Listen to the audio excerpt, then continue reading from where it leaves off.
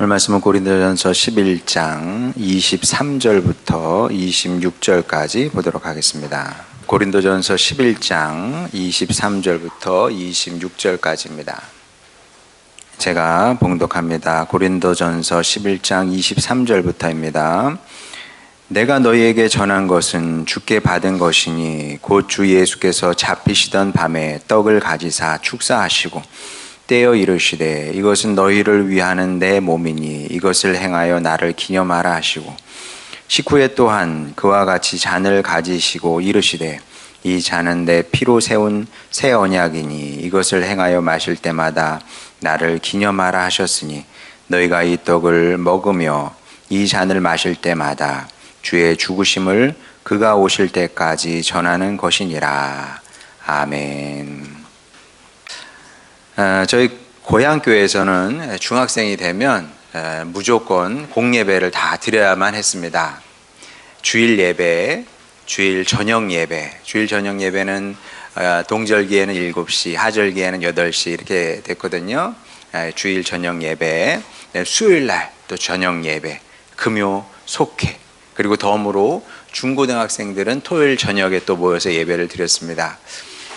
지금 생각해보면 좀 과하다 그런 생각도 좀 없지 않아 듭니다. 중학생이 그 모든 예배를 어떻게 다 드렸나 싶긴 한데 그래도 뭐 크게 불평은 없었습니다. 뭐 불만은 없었습니다. 뭐 예배가 좀 지루하긴 했습니다만은 뭐 힘들고 어렵다 뭐 이런 생각을 했던 것 같지는 않습니다. 자, 그런데 뭐 지금 생각해봐도 좀 이상한데 제가 성찬식은 싫어했어요. 이게 주보, 제 기억으로는 중학교 때 제가 올라가니까 이제 그때부터 주보를 만들기 시작했던 것 같은데, 우리 세대는 압니다. 이렇게 철필로 써가지고 이렇게 미는, 그런 이제 주보를 만들었었어요. 주보를 이렇게 딱 보면, 간혹 주일날 성찬식을 하잖아요. 그러면 바로 기분이 나빠졌습니다. 이 쓸데없는 걸 왜 해서 그러지 않아도 예배가 사실 좀 지루한데 길어지거든요. 기도 2번 더 하죠. 찬송 더 한 번 들어가죠. 제가 볼 때 성찬식 아무것도 아니거든. 나와서 그냥 그 빵 쪼가리 하나, 그 다음에 포도주 한 잔 이렇게 마시고 들어가는 건데 도대체 이걸 왜 하나, 그런 이제 불만이 있었습니다. 그래서 이제 저에게 이제 성찬식은 지금 생각해 보면은 교장 선생님 훈화 시간 같은 거, 뭐 아주 좀 들어도 그만 안 들어도 그만 다 아는 얘기, 또 뭐 그냥 시간 때우는 거거든요. 제가 볼 때는 그런 게 성찬식이다 이렇게 생각을 했던 것 같습니다.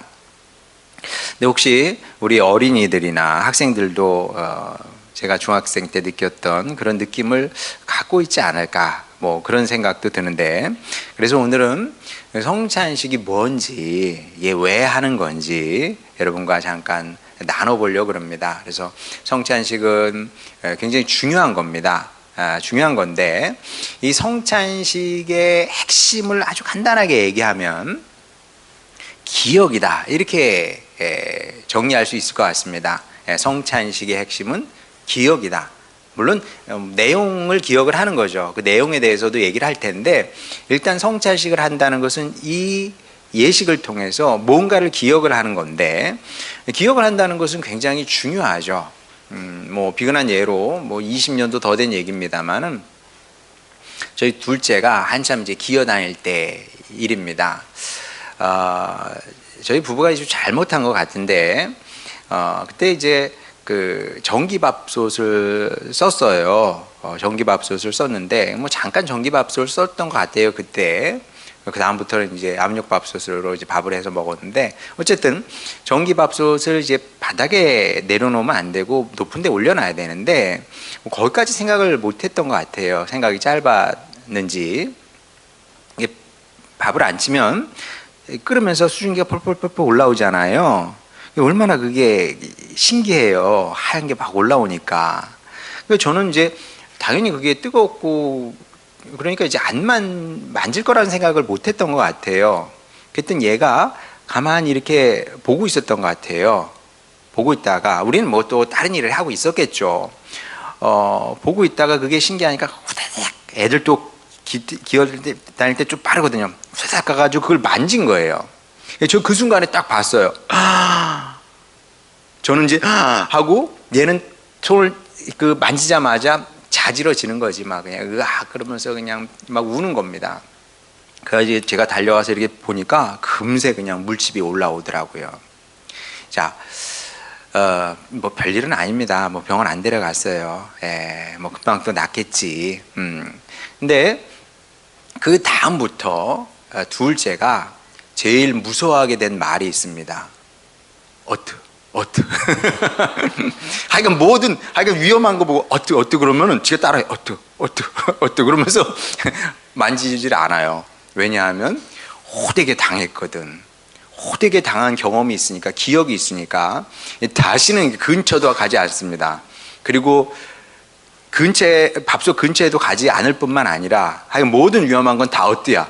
어뜨 하면은 무서워서 이제 이렇게 물러서는 거죠. 자, 반면에 긍정적인 기억도 있습니다.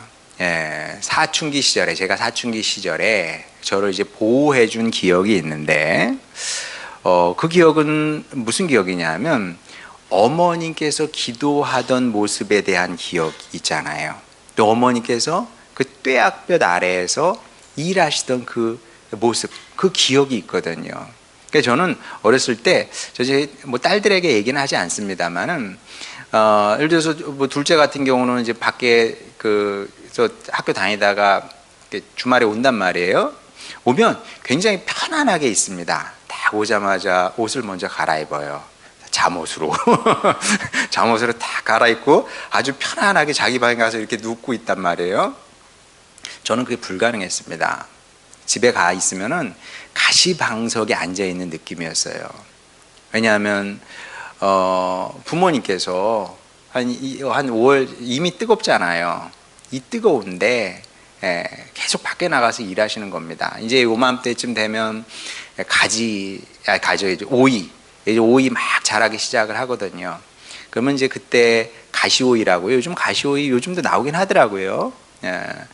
가시오이 나오는데 가시오이 크죠. 크고 진짜 가시가 이렇게 달려 있습니다. 그게 이제 많이 저희 집에서 키웠는데, 그거 따는 것도요 보통 일이 아닙니다. 이렇게 장갑 끼고 토시 같은 거 다 하고 이게 넣잖아요. 그러면 오이에만 가시가 있는 게 아니라 오이 이 줄기에도 다 가시가 있거든요. 다 이렇게 긁히는 거. 이게 다 해도 그래도 뜨끔뜨끔해요.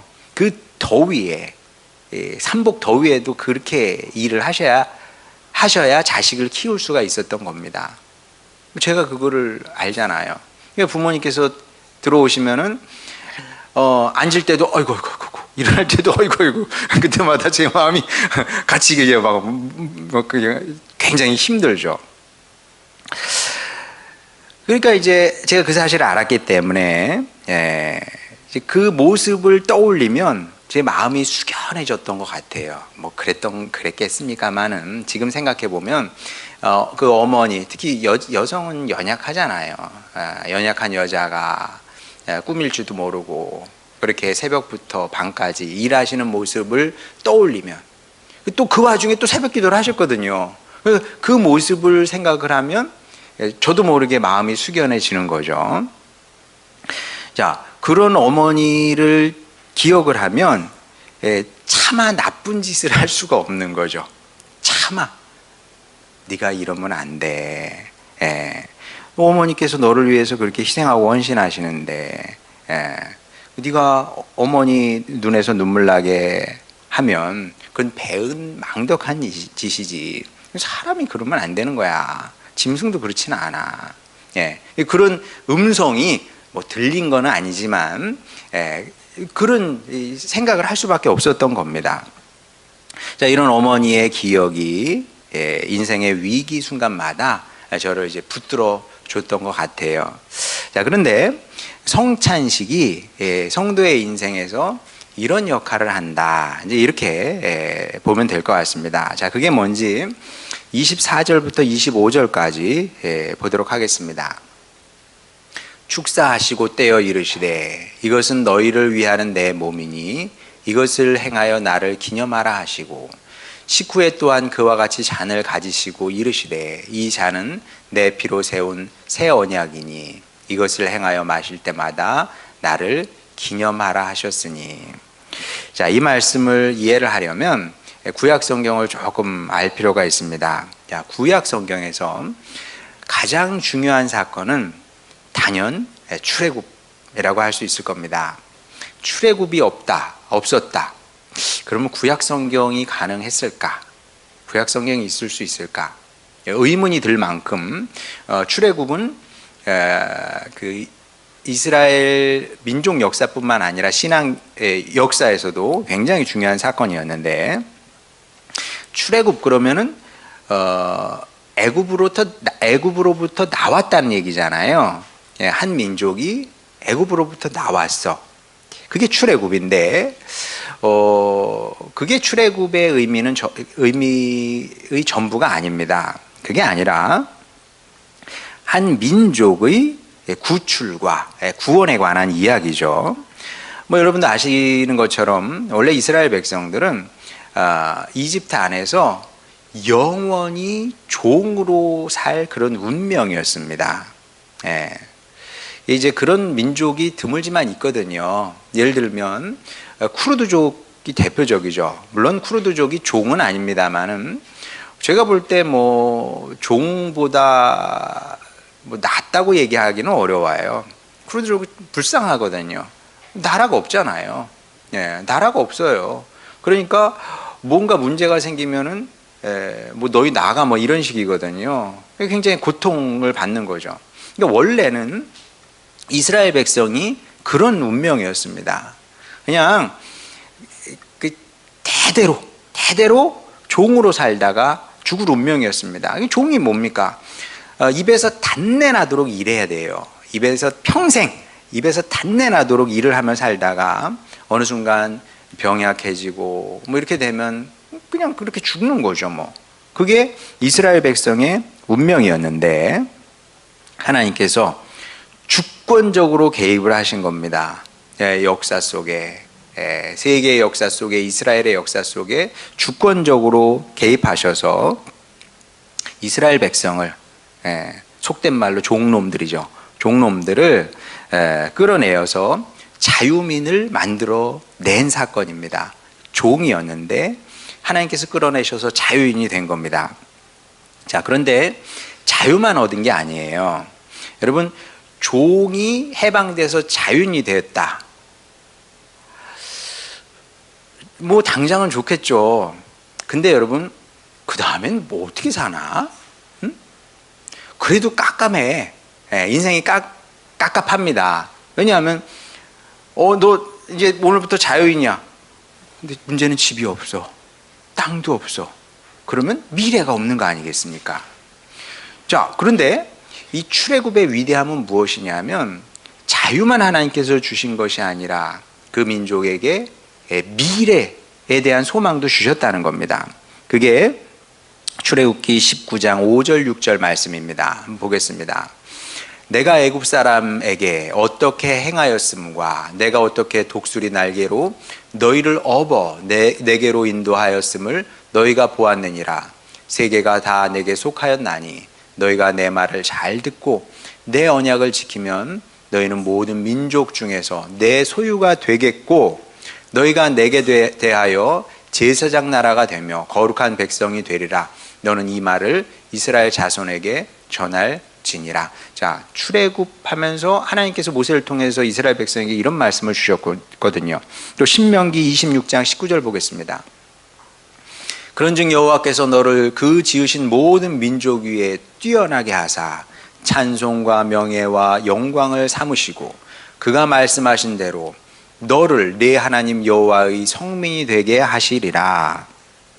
자, 이래서 출애굽 사건을 구출과 구원의 이야기다 이렇게 얘기를 하는 겁니다. 왜냐하면 종의 신분에서 구출되어서 자유민이 됐을 뿐만 아니라 완전한 절망에서 온전한 소망으로 구원받았기 때문에 그런 겁니다. 구출의 이야기인 동시에 구원의 이야기이기도 한 거죠. 자, 그런데 오늘 핵심은 무엇이냐면 이 사실도 중요한데 이 출애굽의 문을 연 사건이 있었거든요. 출애굽의 문을 연 사건, 그게 뭐냐면 유월절입니다. 자, 한번 보겠습니다. 출애굽기 12장 3절, 7절, 8절.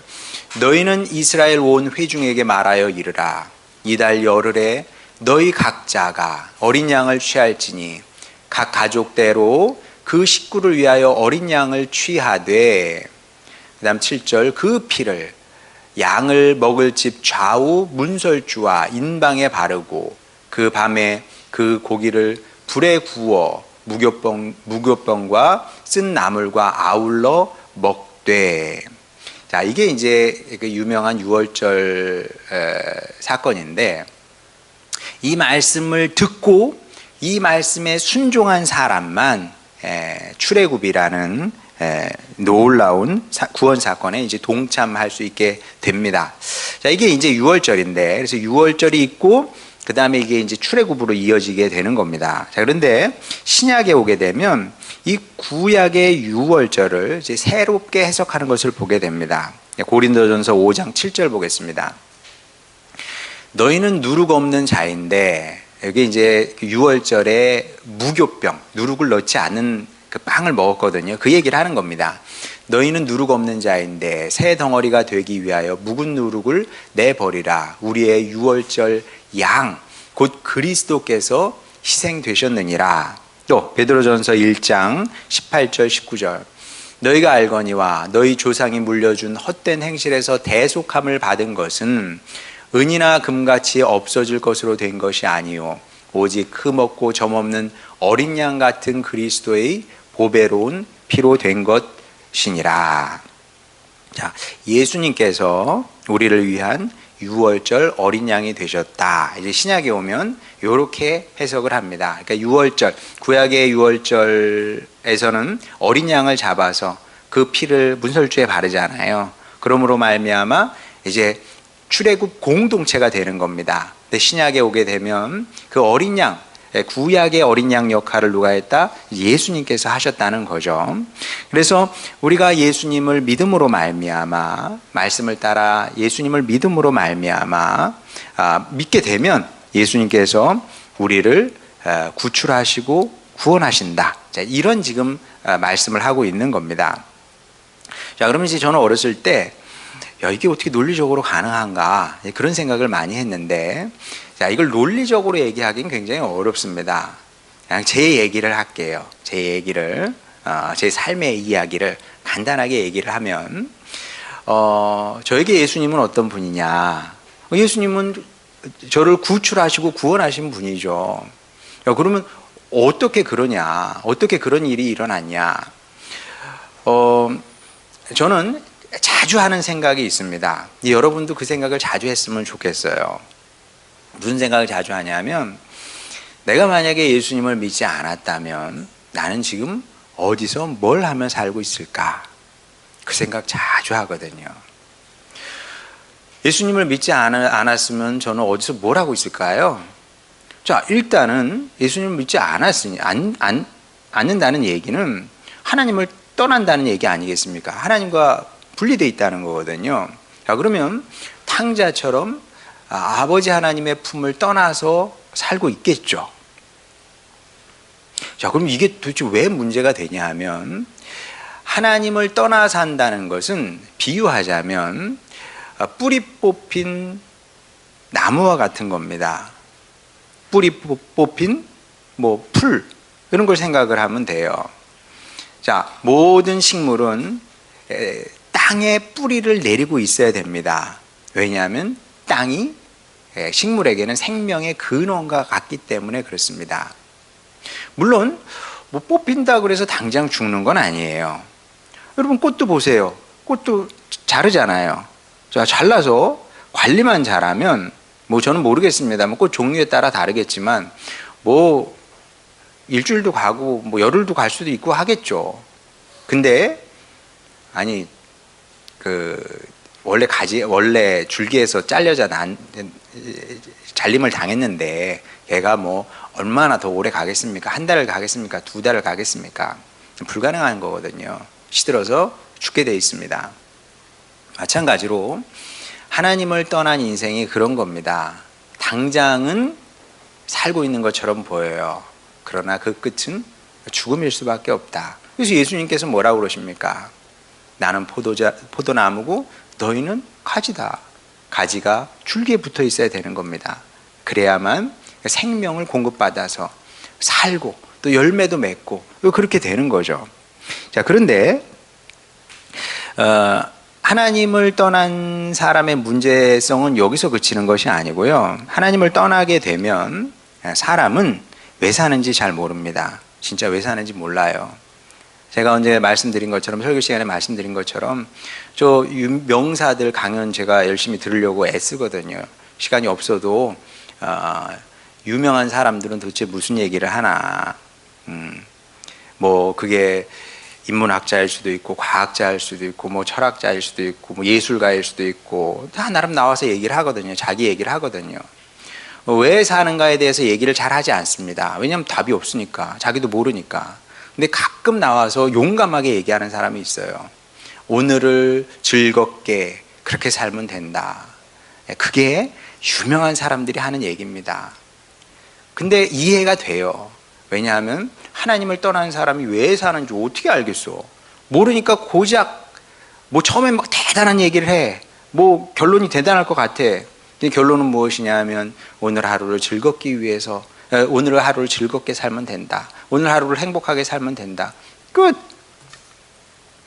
그것이 하나님 없는 사람이 생각할 수 있는 최선인 거죠. 왜 사는지 몰라. 왜 사는지만 모르는 게 아니라 어떻게 사는지, 어떻게 살아야 하는지도 모릅니다. 뿐만 아니라 무엇을 위해서 살아야 하는지도 모릅니다. 예, 그러니까 기껏 생각할 수 있는 것이 무엇이냐면 좋은 동네 강남에 건물 하나 좀 샀으면 좋겠다. 뭐 그 정도, 그 정도가 이제 생각할 수 있는 최선인 거죠. 자, 그러지 이제 이렇게 되니까 뭐 아무것도 아는 게 없고 중요한 건 아무것도 몰라요. 그러다 보니까 세상 조류에 휩쓸려서 살 수밖에 없는 겁니다. 그러니까 마치 급류가 쫙 몰아닥치면 꼭 쓸려 가야지 뭐. 우리 사회에도 급류가 있거든요. 그 급류 따라서 쫙 그냥 가는 거예요. 왜? 다른 사람 다 그렇게 사니까. 다른 사람 다 그렇게 사니까 뭐 나라고 뭐 별 볼 일 있겠어. 나도 그 사람들 따라가면 되는 거지. 자, 제가 예수님을 몰랐다면, 예수님을 믿지 않았다면 저도 분명히 그렇게 살고 있을 겁니다. 그렇게 살면서 성공을 했을 수도 있겠죠. 가능성은 희박하지만, 가능성은 희박합니다. 제가 뭘 해서 성공을 했겠습니까? 희박하지만 그럴 가능성도 있겠죠. 자, 그러면 그래서 성공을 했어. 그러면 10중 8구는 교만하겠죠. 여러분, 자수성가한 사람들은 다 교만합니다. 그렇게 될 수밖에 없어요. 교만해지겠지. 근데 그러지 않고 실패를 했어. 실패를 했다면 마지못해 사는 불쌍한 인생이 됐겠죠. 아, 진짜 살고 싶지 않네. 확 죽어버리고 싶다. 뭐 그런 사람이 됐을 겁니다. 아마 저는 후자일 가능성이 커요. 아무리 생각해도 저는 사회적인 성공을 했을 가능성은 희박합니다. 예. 성공을 못했으니까, 뭐 더러운 세상 뭐 그러면서, 그냥 마지못해 억지로 사는 그런 사람, 그런 인생이 됐겠죠. 어쨌든 이래도 비극, 저래도 비극이에요. 성공해도 비극, 실패해도 비극. 자, 이것이 예수님 없는 모든 인생의 비참함입니다. 그러니까 여러분, 제가 자꾸 반복적으로 얘기를 하잖아요. 교회 밖에 있는 사람은 부러워하는 게 아니에요. 네. 왜냐하면 불쌍한 사람들이거든요. 불쌍한 사람들입니다. 비극의 인생을 살고 있는 거예요. 아무리 높이 올라가도요, 아무리 성공했어도요, 지위가 높고 돈을 많이 가지고 있어도 하나님 없는 인생은 비참한 겁니다. 그리고 여러분도 그렇고 저도 그렇고 원래는 이런 비극적인 운명에서 벗어날 수 없는 그런 사람들이었죠. 그런데 예수님께서 우리를 사랑하셔서 이 땅에 오셔서 우리를 이 비극에서 구출하시고 구원하신 겁니다. 어떻게? 우리를 하나님의 자녀 삼아 주시고요. 그리고 하나님의 자녀로서 어떻게 살아야 되고 또 무엇을 위해 살아야 하는지도 가르쳐 주신 거거든요. 뿐만 아니라 우리의 빛나는 미래도 가르쳐 주셨습니다. 우리의 미래는, 사람들은 미래를 모르니까 점집을 찾아다니는 겁니다. 우리는 그럴 필요가 없어요. 왜냐하면 우리는 미래를 알거든요. 빛나는 미래를 주님께서 약속하셨고, 이 미래에 대한 약속은 사라지지 않는 겁니다. 자, 이걸 가리켜서 성경이 구원이다 이렇게 얘기를 하는 겁니다. 그리고 성찬은 이 사실을 기억하는 시간인 거죠. 우리가 은혜로 거저 구원을 받은 거거든요. 그러니까 이게 제가 또한 얘기를 했습니다만은, 저는 예정론을 태초에 하나님께서 저주받을 사람과 멸망할 사람을 미리 정해놨다 이렇게 이해하지 않고요. 저는 예정론자입니다. 어떤 의미에서 그러냐면, 아무리 생각해봐도 나는 구원받을 만한 자격이 없어. 하나님의 선택이 아니면 설명이 안 되는 거예요. 이거는 하나님의 선택인 겁니다. 하나님께서 여러분을 선택을 하신 거예요. 이유는 몰라. 이유는 몰라. 내가 그렇게 착하지 않거든. 내가 그렇게 훌륭한 사람이 아니야. 그런데 하나님께서 나를 택하셔서 자녀 삼아 주신 겁니다. 거저 받은 거예요. 이거는 이 구원의 은혜는 거저 받은 겁니다. 이 성찬식을 통해서, 그렇지, 나는 아무것도 한 것이 없는데 예수님께서 나를 위해 이 땅에 오셔서 나를 위해서 십자가 지시고 나를 위해서 부활하시고 지금도 나를 위해서 이 자리에 함께 계시며 임마누엘 주님으로 나를 도우시고 끝내 나를 구원하시지. 이 사실을 기억을 하면서 감사하는 자리, 이게 바로 성찬식인 겁니다. 자, 그런데 성찬식은 이런 의미만 있는 건 아니고요. 다른 의미도 갖고 있습니다. 누가복음 22장 15절 보겠습니다. 이르시되, 예수님께서 이제 고난 십자가를 지시기 전에 이제 제자들에게 하신 말씀인데, 이르시되 내가 고난을 받기 전에 너희와 함께 이 유월절 먹기를 원하고 원하였노라.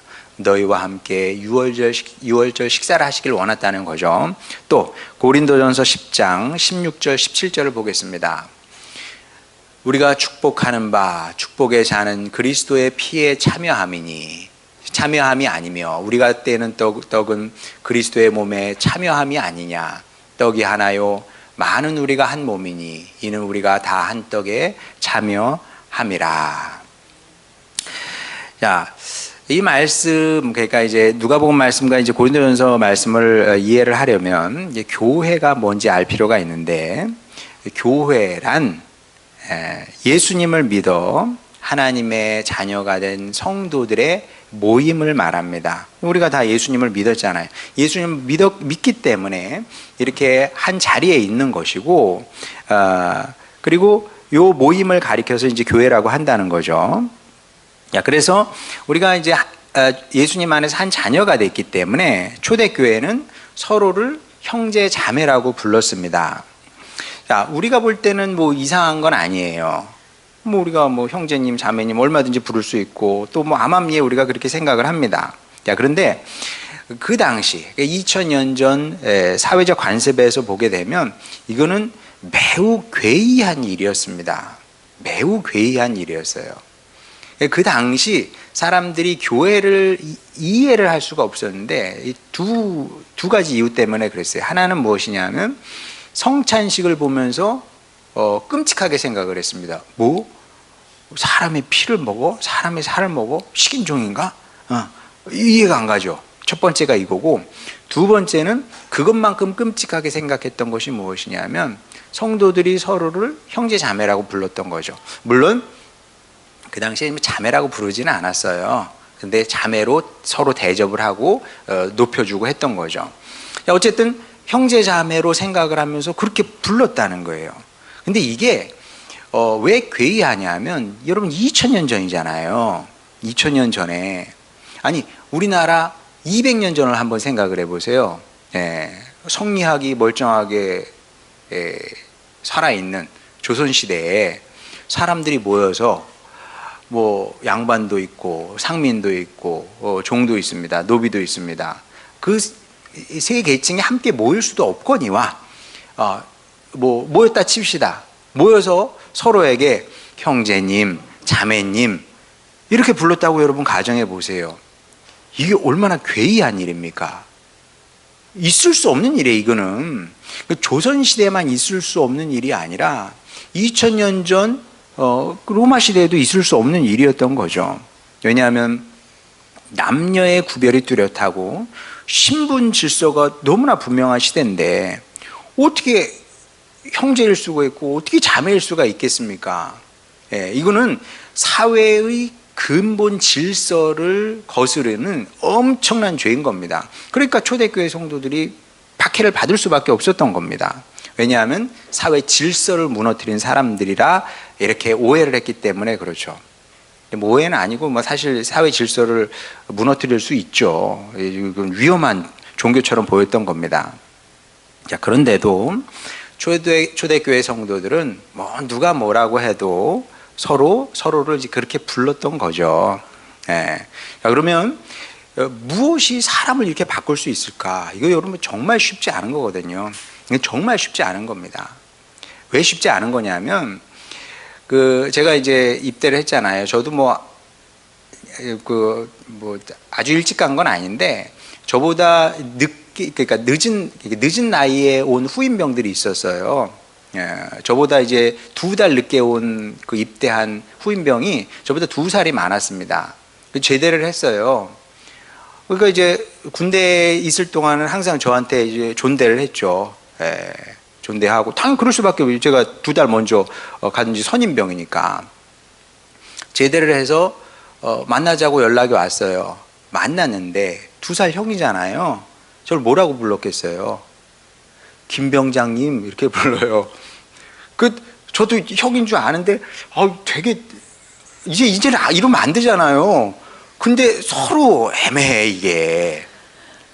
늘 나는 그 친구한테 반말을 했고 그 친구는 저한테 존댓말을 했기 때문에 안 되는 거 이게 안 돼. 근데 이게 신분 사회에서 이게 어떻게 가능한 일이겠습니까? 이게 안 될 일인데 그게 교회에서는 가능했던 겁니다. 예. 서로 사회에서는 그 양반이고 종이고 그랬을지 모르지만 교회에 오는 순간 그냥 주님 안에서 한 형제 자매가 됐던 거죠. 무엇이 이런 기적을 가능케 했느냐? 왜냐하면 초대교회 식구들은 이 사실을 알았던 겁니다. 예수님께서 우리를 한 가족으로 만드셨다는 것을 알았기 때문에 가족이니까 가족이잖아요. 이 법도 아무리 사회법이 세도 가정의 질서가 먼저인 겁니다. 가정의 질서, 그러니까 교회에 들어오면 이 질서가 우선하는 겁니다. 밖에 나가면 또 종일 수도 있고 양반일 수도 있지만 교회에 오게 되면 우리는 아버지 하나님 안에서 한 형제 자매이기 때문에 어떤 서로 차별을 하면 안 되고 양반이라고 해서 특별한 대접을 해주면 안 되고 그럴 수밖에 없었던 거죠. 그래서 저는 이것을 이제 복음의 혁명, 사랑의 혁명 이렇게 이해를 하고 있습니다. 원래 사회에서 혁명은 있으면 안 되는 거거든요. 원래는. 왜냐하면 모든 혁명이 일어나기 위해서는 피바람이 불거든요. 그렇지 않은 혁명은 없어요. 그런데 초대교회 성도들은 칼을 쓰지 않고 창을 쓰지 않고 사랑으로 혁명을 일으켰던 거죠. 사회를 변화시켰던 겁니다. 비록 그 영향력은 처음엔 작았으나 그렇게 교회를 통해서 교회 안에서 사랑의 혁명이 복음의 혁명이 일어났던 거죠. 자, 그런데 그럼 가족이 도대체 뭐냐? 가족을 가족되게 하는 것은 이제 2가지 요소가 있는데 먼저 피를 나눈 혈연 공동체죠. 그게 가족이에요. 그러니까 이제 우리 우리 조카들, 큰 집 조카들하고 저희 딸들하고 이렇게, 저희 딸 아들하고 이렇게 보면은 비슷하거든요. 느낌이 비슷해. 오, 저거 아주 표정 이런 거 보면 비슷한데, 왜냐하면 피를 나눴기 때문에 비슷한 겁니다. 그러니까 가족인 거죠. 자, 근데 그 다음 중요한 것이 있습니다. 그것은 함께 먹는 거예요. 가족은 함께 먹는 건데, 보세요. 가족을 우리가 식구라 그런단 말이에요. 한자로 보게 되면 먹을식 아니면 밥식자잖아요, 저게. 그 다음에 입구자입니다. 같이 먹는 사람이 식구인 거죠. 자, 그런데 성만찬에는 이 두 가지 요소가 다 들어 있습니다. 먼저 예수님의 피로 우리는 혈연 공동체가 된 겁니다. 예수님의 피에 동참함으로 말미암아. 그러니까 이제 우리가 예수님의 피입니다. 그러면서 포도주를 먹어요. 그러면서 그 피로 우리가 하나가 돼서 주님 안에 가족이 되는 거고요. 또 함께 먹으면서 가족이 되는 거죠. 자, 그래서 예수님께서는, 하나님께서 사실은 제정하신 건데, 이 두 가지를 생각을 하시면서 성만찬을 제정을 하신 겁니다. 우리가 이제 성만찬을 할 때마다 이 두 가지를 생각을 해야 되는 거죠. 먼저 우리가 누리는 구원의 축복이 은혜인 것을 알고 감사해야 되는 겁니다. 내가 누리는 이 모든 은혜가 내 능력으로 이루어진 것이 아니라 주님의 희생과 헌신으로 이루어진 거구나. 이 사실을 알면서 감사해야 되는 거고요. 또 다른 하나는 무엇이냐 하면 우리 이웃 성도가 주님 안에서 한 가족인 것을 기억하며 사랑하겠습니다. 이런 자세로 참여를 해야 되는 겁니다. 그래서 예수님의 법은 항상 똑같아요. 위로는 하나님을 사랑하고 좌우로는 이제 이웃을 사랑하는 거죠. 성만찬에도 그런 주님의 뜻이 담겨 있는 겁니다. 우리의 구원이 위로부터 왔으니 우리가 하나님께 감사하며 그분을 사랑해야 되고, 또 그분의 뜻은 무엇이냐 하면 하나님의 뜻은 대가족을 이루는 겁니다. 우리가 이미 대가족이잖아요. 더 큰 가족을 이루기를 원하시는 건데, 그런데 이 가족은 여기도 있고 옆에도 있고 뭐 이렇게 되는 거예요. 근데 여기에 모인 가족은 아버지 하나님의 뜻을 따라서 가족이 됐으니 서로 사랑해야 하는 것이 마땅한 겁니다. 그래서 우리가 성찬식에 참여할 때마다 여러분 이 두 가지를 항상 기억하시기 바랍니다. 하나는 감사하고 또 다른 하나는 이웃 사랑입니다. 그렇게 이런 마음가짐으로 성찬식에 참여하는 여러분이 되었으면 좋겠습니다. 그래서 성찬을 제정하신 주님의 아름다운 뜻을 이곳에서뿐만 아니라, 교회에서뿐만 아니라 여러분의 삶 속에서도 온전히 이루며 살아가는 여러분 모두가 되시기를 주님의 이름으로 축원합니다. 우리 찬양 부르겠습니다.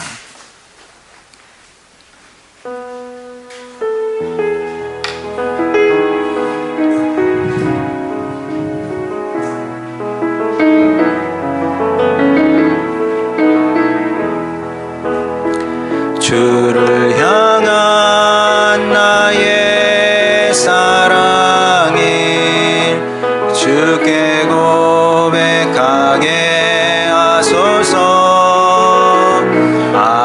아름다운 주의 그늘 아래 살며 주를 보게 하소서.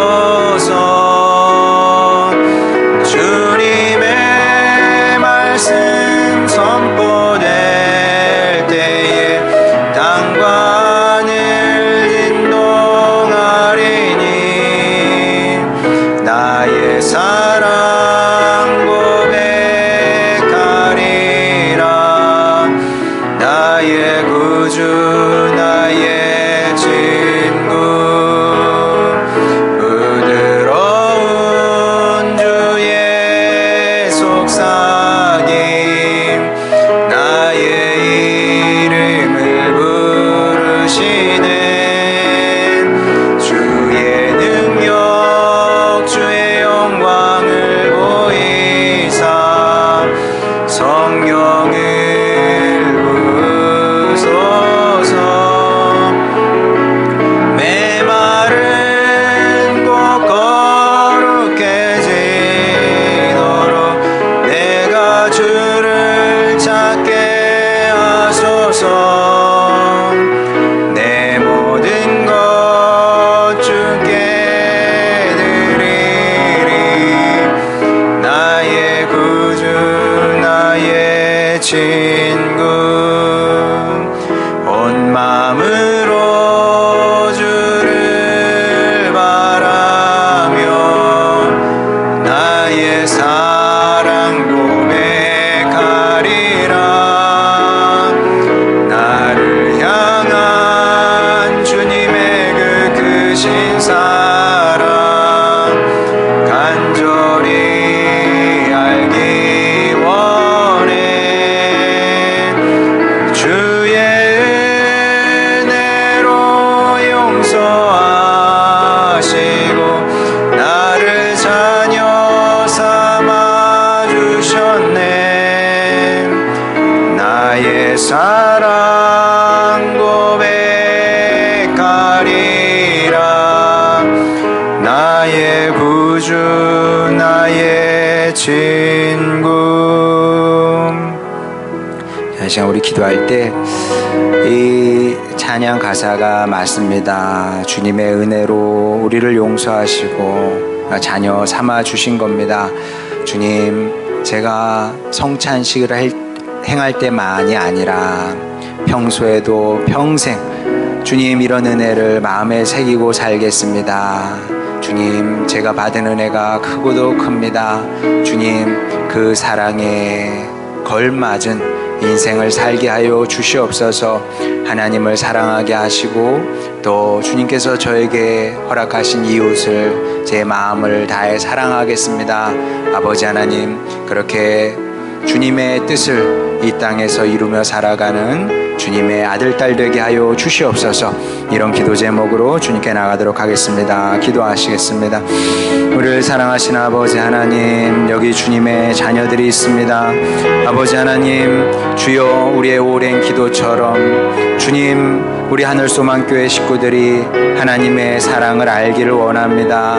깊이 알게 하여 주시되 주여 주님의 사랑과 희생과 헌신으로 우리가 구원받았다는 것을 알게 하여 주시옵소서. 아버지, 그러니 우리는 교만할 수 없습니다. 잘돼도 교만할 수 없습니다. 모든 것이 주님으로부터 왔기 때문에 그렇습니다.